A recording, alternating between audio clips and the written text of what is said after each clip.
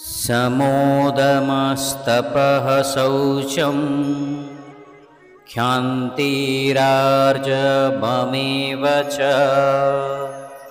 ज्ञानं विज्ञानमास्तिक्यं ब्रह्मकर्म स्वभावजम्।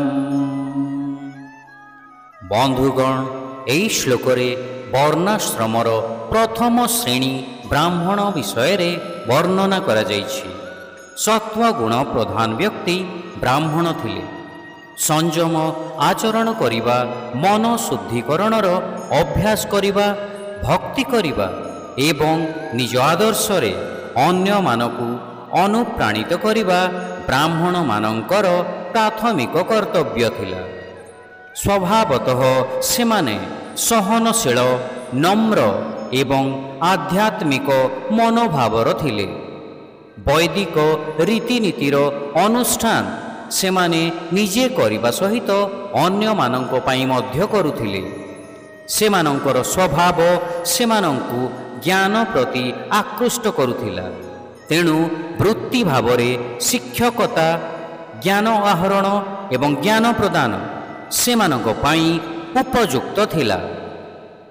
ଯଦିଓ ସେମାନେ ପ୍ରତ୍ୟକ୍ଷ ଭାବରେ ରାଜ୍ୟ ଶାସନରେ ଅଂଶଗ୍ରହଣ କରୁନଥିଲେ, ତଥାପି ସେମାନେ ଅଧିକାରମାନଙ୍କର ମାର୍ଗଦର୍ଶନ କରୁଥିଲେ। ସେମାନଙ୍କର ଶାସ୍ତ୍ର ଜ୍ଞାନ ଥିବାରୁ ସାମାଜିକ ଏବଂ ରାଜନୈତିକ କ୍ଷେତ୍ରରେ ସେମାନଙ୍କର ମତ ମୂଲ୍ୟବାନ ଥିଲା।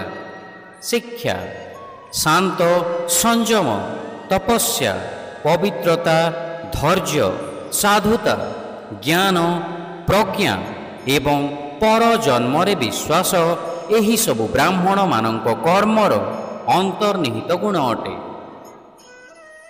ଟ୍ରାଙ୍କ୍ୟୁଲିଟି, restraint, austerity, purity, patience, integrity, knowledge, wisdom and belief in a hereafter, these are the intrinsic qualities of work from Brahmins.